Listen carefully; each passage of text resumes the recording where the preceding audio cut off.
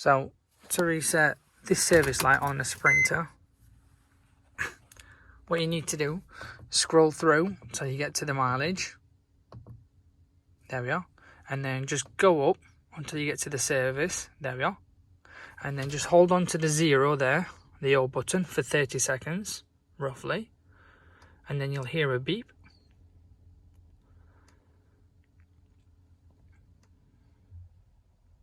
There we go. And then on here, you've got to press this one once. There we go. And then just scroll up until you get to the service again. There we are. And then just press the O button again once. There we go. And then you just go up using the arrow until you get to this. And then you hold on to the O button again for 3 seconds roughly. There we go. That's all done. So if I take the key out and put the key back in, there we go. It doesn't beep at us anymore, and it tells us it needs in 24,800 miles.